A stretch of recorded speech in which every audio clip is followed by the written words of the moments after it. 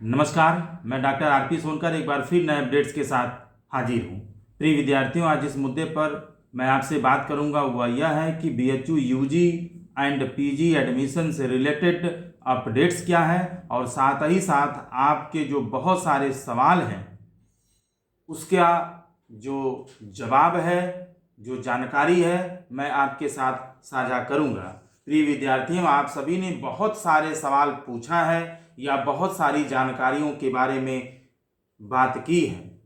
मैं उन सभी सवालों का जवाब देने की पूरी कोशिश करूंगा जो अधिकतम विद्यार्थियों से संबंधित है या अधिकतम विद्यार्थियों ने जानना चाहा है।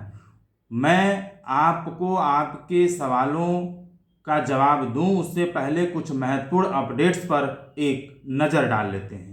प्रिय विद्यार्थियों, BSc maths and bio group का जो 6 राउंड का BHU main campus FMC and महिला महाविद्यालय का जो रिजल्ट है वो कल देर रात तक घोषित कर दिया गया है। मैंने एक अलग वीडियो में BSc bio and maths group का जो कट ऑफ है वह बनाकर आपके साथ साझा कर दिया है। प्रिय विद्यार्थियों, वही अगर हम BA arts and BA social science affiliated colleges का जो सेकेंड राउंड का रिजल्ट है उसके आज देर रात तक घोषित होने की पूरी संभावना है। प्रिय विद्यार्थियों, अगर मैं बीए जो BCom honours and management honours faculty of commerce के 5th राउंड के रिजल्ट के बारे में बात करूं तो उसके भी आज देर रात तक घोषित होने की पूरी संभावना है।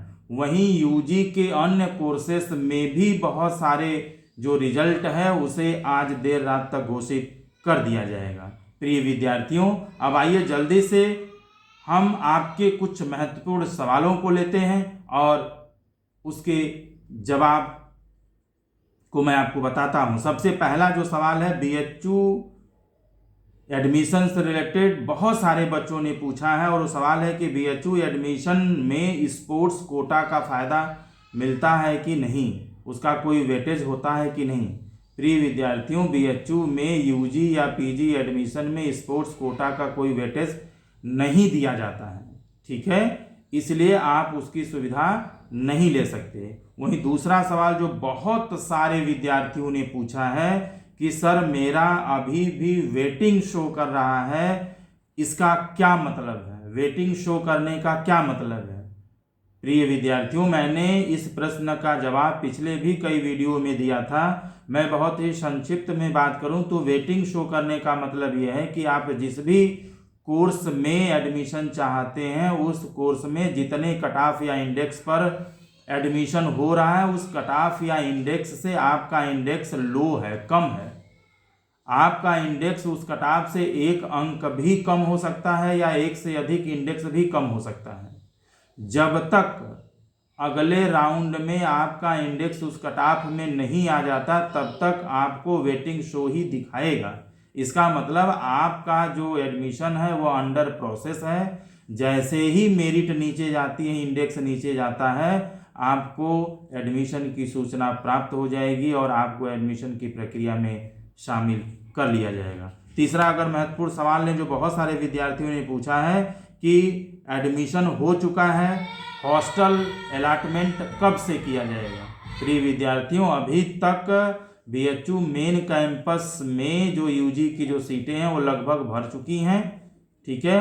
1-2 दिन में मेन कैंपस की सीटें लगभग फुल हो जाएंगी। जैसे ही बीएचयू मेन कैंपस की सीटें फुल होती हैं एक स्पेशल राउंड चलाया जाएगा जो इंडेक्स के आधार पर हॉस्टल अलॉटमेंट की प्रक्रिया को पूरा किया जाएगा। जो बच्चे हाई इंडेक्स वाले होंगे और उन्हें हॉस्टल की रिक्वायरमेंट होगी, ज़रूरत होगी और उन्होंने हॉस्टल की मांग की होगी तो इंडेक्स वाइज एक स्पेशल राउंड चला करके जिस भी इंडेक्स तक हमारा जो हॉस्टल है वो फुल होगा उतने इंडेक्स तक के बच्चों को हॉस्टल की सुविधा प्रदान कर दी जाएगी।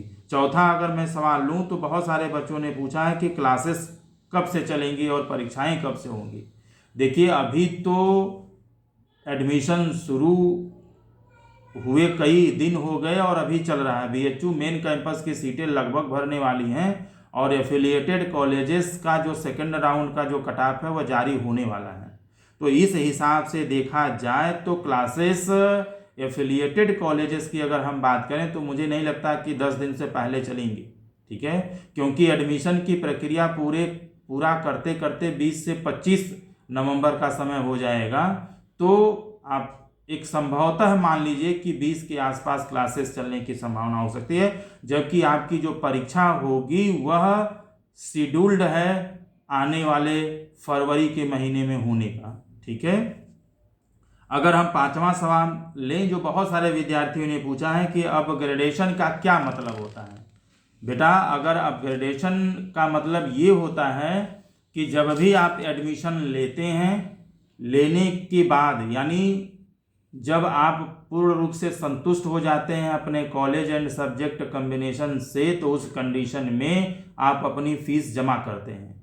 फीस जमा करने के बाद अगर आप पूर्ण रूप से उस कॉलेज और उस सब्जेक्ट एलोकेशन से संतुष्ट होते हैं और किसी भी कीमत पर परिवर्तन नहीं चाहते हैं, तो उस कंडीशन में आप अपना सब्जेक्ट जो एलोकेशन है उसे लॉक करा देते हैं।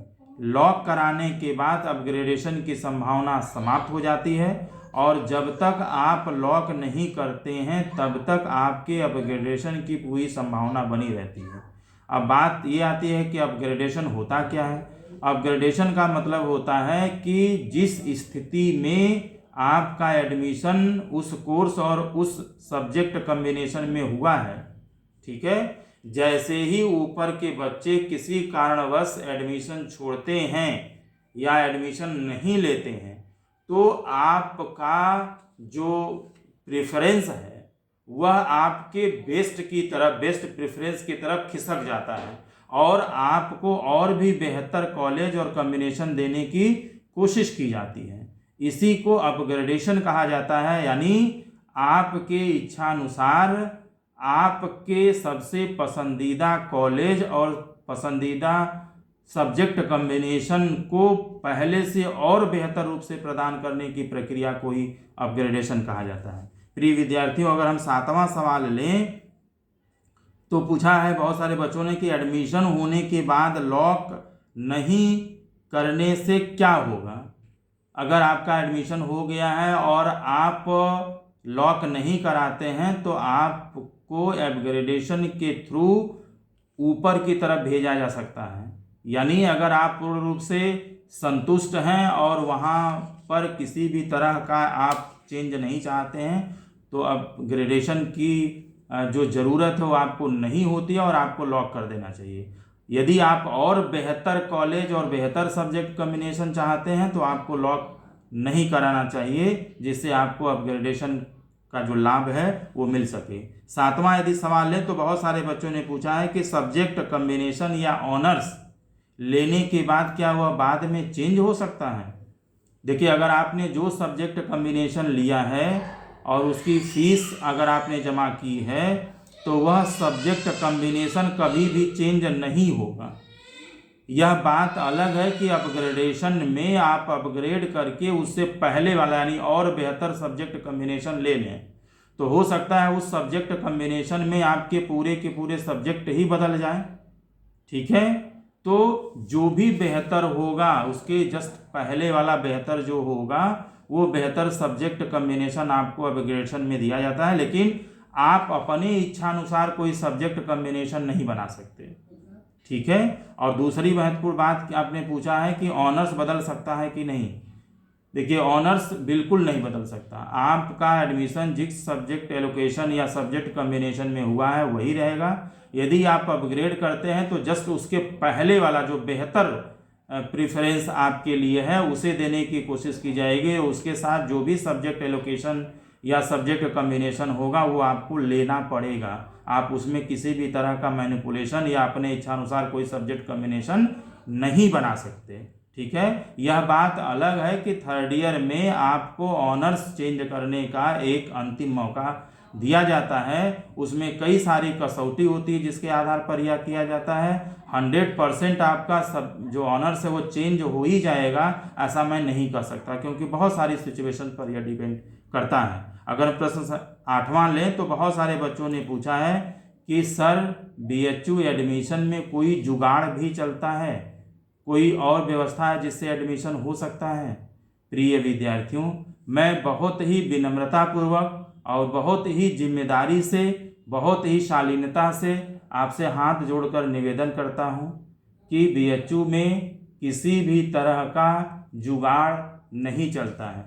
BHU में सिर्फ और सिर्फ एक ही कसौटी पर एडमिशन होता है जिसका नाम इंडेक्स है। अगर आपका इंडेक्स हाई है तो आपको किसी से सिफारिश करने की, किसी से हाथ जोड़ने की बिल्कुल ज़रूरत नहीं है। आपको किसी का एहसान मानने की ज़रूरत नहीं है। आप जैसे ही उस कट ऑफ में आते हैं, आपका एडमिशन ऑटोमेटिक अपने आप हो जाएगा और आपके पास फीस जमा करने की सूचना पहुंच जाएगी। और यदि आपका इंडेक्स कम है तो आप चाहे जितना भी इधर उधर परेशान हो लीजिए, किसी से कह लीजिए, ठीक है, आपका एडमिशन कभी नहीं होगा। इसलिए आप किसी के बहकावे में न आएं। आपका जो इंडेक्स है, आपने अपने इंडेक्स के आधार पे काम कर दिया, यानी प्रेफरेंसेस भर दिया एडमिशन की प्रक्रिया में। यदि उस इंडेक्स तक कट ऑफ जाता है तो बिना किसी से कहे आपका एडमिशन अपने आप हो जाएगा। प्रिय विद्यार्थियों, अगर इंडेक्स कम है तो कोई बहुत खास व्यक्ति भी, अगर मैं चाहूँ कि मैं अपने घर के किसी बच्चे का एडमिशन करा दूँ और उसका इंडेक्स कम है, तो भी मैं कुछ नहीं कर सकता, क्योंकि जो कंप्यूटर है वो सिर्फ और सिर्फ इंडेक्स की भाषा समझता है। उसके अलावा वह किसी भी तरह के चीज़ को नहीं समझता। ठीक है, तो आप सभी से एक बार पुनः मैं विनम्र निवेदन करता हूं कि आप इस तरह के चीज़ों पर ध्यान न दें, किसी के बहकावे में न आएं। आप निरंतर अपना पोर्टल और मेल आईडी चेक करते रहें। जैसे ही उस इंडेक्स पर कट ऑफ जाता है, आपके पास उसकी सूचना भेज दी जाएगी। अगर हम अगला प्रश्न लें तो बहुत सारे बच्चों ने पूछा है, एफिलिएटेड कॉलेजेस में एडमिशन लेने के बाद मेन कैंपस में ट्रांसफ़र हो सकता है? बिल्कुल नहीं। अगर आपका एडमिशन एफिलिएटेड कॉलेजेस में हुआ है तो आपको उस सब्जेक्ट में, उस कोर्स में वहीं पर पढ़ना होगा। आप उसको ट्रांसफ़र करा करके दूसरे किसी कॉलेज में नहीं जा सकते, न तो आप मेन कैंपस में आ सकते हैं। अगला प्रश्न लेते हैं जो बहुत सारे बच्चों ने पूछा है, फीस जमा करने के बाद क्या वह ट्रांसफ़र किसी दूसरे कॉलेज में हो सकता है या एडमिशन विड्रॉल करने के कंडीशन में रिफंड कराया जा सकता है? जी बिल्कुल कराया जा सकता है। यदि आप एडमिशन लेने के बाद अपग्रेड करके एक कॉलेज से दूसरे कॉलेज में चले जाते हैं तो आपकी फ़ीस एक रिक्वेस्ट यानी एक लेटर लिख देने के बाद, एक एप्लीकेशन देने के बाद उस कॉलेज से संबंधित कॉलेज में आपकी फ़ीस ट्रांसफ़र हो जाती है। वहीं अगर फ़ीस के रिफ़ंड करने की बात करें तो आपकी फ़ीस भी रिफ़ंड हो सकती है, हो जाती है, लेकिन उसकी कुछ एक निश्चित प्रोसेस है। उस प्रोसेस के थ्रू गुजर करके कुछ समय लगता है, लेकिन आपकी फ़ीस रिफ़ंड हो जाती है।